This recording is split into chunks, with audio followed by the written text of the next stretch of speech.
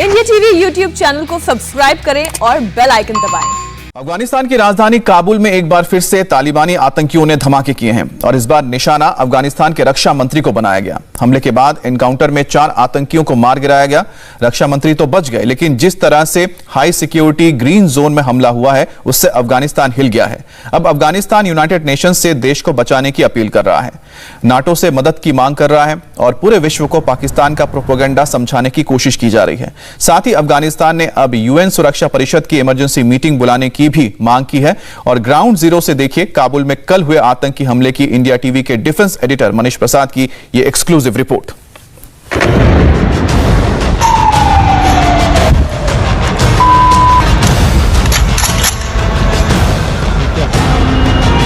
रात 8 बजे का वक्त हो रहा था और काबुल के आसमान में धुएं का गुबार नजर आने लगा। शहर का शेरपुर इलाका गोलियों की आवाज से गूंज उठा।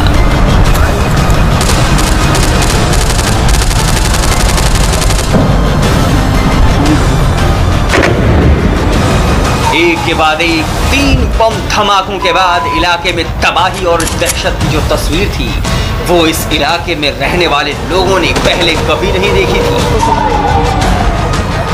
ये वीडियो देखकर कौन कह सकता है कि तस्वीर अफगानिस्तान की राजधानी काबुल के सबसे सुरक्षित, सबसे चमकदार, सबसे हाई प्रोफाइल इलाके की हो सकती है। अफगानिस्तान के रक्षा मंत्री बिस्मिल्लाह मोहम्मदी आतंकवादियों के टारगेट पर थे। बिस्मिल्लाह मोहम्मदी का घर दहशतगर्दों के रडार पर था, लेकिन खुशमती ये रही कि जब यह हमला हुआ तब वो घर पर मौजूद नहीं थे, इसीलिए वो बच भी गए। लेकिन घर के बाहर मौजूद गार्ड इस हमले में बुरी तरह घायल हो गए। हमला इतना बड़ा था कि रक्षा मंत्री के घर के करीब सांसद मरियम कौफी के घर में आग लग गई। उनके गार्ड की मौत हो गई। हमले के वक्त जो ऑडियो रिकॉर्ड करके उन्होंने अपने रिश्तेदार को भेजा वो सुन लेंगे तो खौफ की तस्वीर आपकी आंखों के सामने उतर जाएगी। سلام هر کس که در گروه صدای مرا میشنوه مریم کوفی هستم. در خانه اینجوری صورت گرفت. تمام اولادایم در داخل خانه هستن، در داخل شیرپور هستن. نمیفهمم چه جریان داره. بادیگارد من کار شده که اگه زندگیم تباه شد خانه‌ام در گرفت.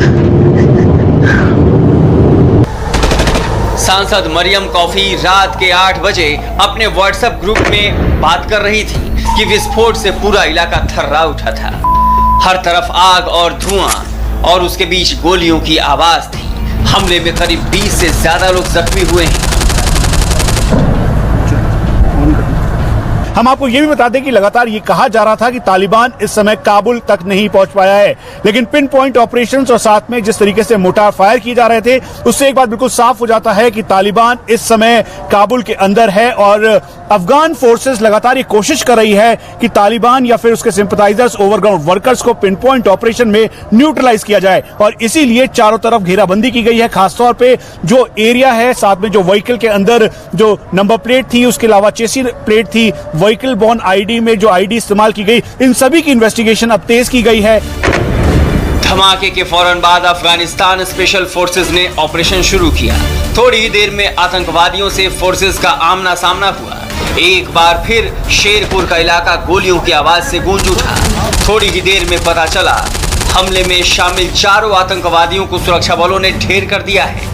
इसके बाद तो काबुल की सड़कों पर अफगान फोर्सेस के समर्थन में नारेबाजी होने लगी। अल्लाहू अकबर का नारा गूंजने लगा।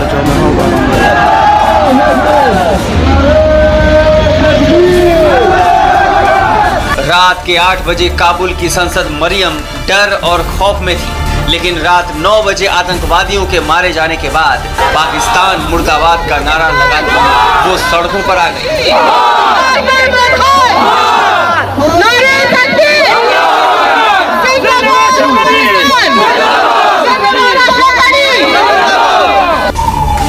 कल रात जहां हमला हुआ वो काबुल का ग्रीन जोन है, मतलब सबसे सुरक्षित इलाका।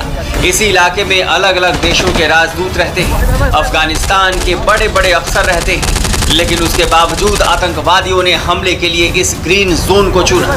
दरअसल इस हमले के जरिए तालिबान ने ये दिखाने की कोशिश की है कि वो सिर्फ हाईवे पर नहीं बल्कि शहर के अंदर भी दाखिल हो चुका है।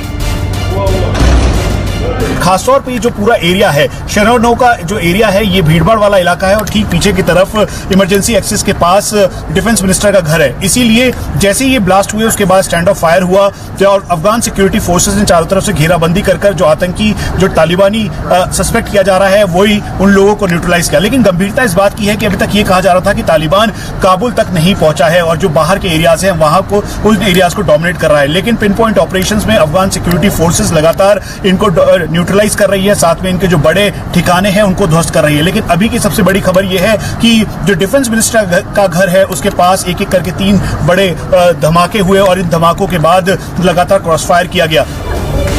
ये पहले से तय था कि मंगलवार की रात अफगान फोर्सेस के समर्थन में लोग सड़कों पर निकलेंगे, रैलियां निकालेंगे और उनको सैल्यूट करेंगे। लेकिन लोग सड़कों पर निकल पाते उससे पहले ही हमला हो गया और हमले के बाद जब एनकाउंटर शुरू हुआ और तालिबानी आतंकी ढेर हो गए, इसके बाद तो लोगों का जोश और हाई हो गया। हर तरफ अल्लाहू अकबर का नारा गूंज रहा था।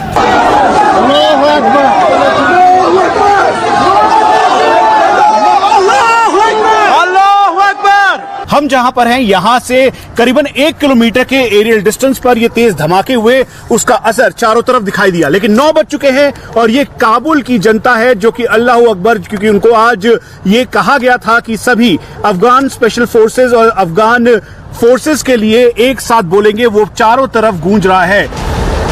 इस इलाके में भारत का भी दूतावास है। गनीमत ये रही कि भारत का दूतावास और दूतावास में काम करने वाले सभी लोग सुरक्षित हैं। अफगानिस्तान के नेशनल सिक्योरिटी का दफ्तर है, लेकिन उसके बावजूद हमला हो गया। इसलिए अफगानिस्तान के विदेश मंत्री चाहते हैं कि अब भारत अफगानिस्तान में शांति में बड़ी भूमिका निभाए। तालिबान हिंसा और अत्याचारों के कारण अफगानिस्तान में होने वाली त्रासदी को रोकने के लिए संयुक्त राष्ट्र और अंतर्राष्ट्रीय समुदाय को एक बड़ी भूमिका निभानी चाहिए। वर्तमान यूएनएससी अध्यक्ष के रूप में भारत की प्रमुख भूमिका की उम्मीद करते हैं। नमस्ते, मैं हूं मीनाक्षी जोशी। वीडियो और खबरों से अपडेट रहने के लिए India TV YouTube channel subscribe करें, बेल आइकन दबाना ना भूलें। जुड़े रहें इंडिया टीवी के साथ।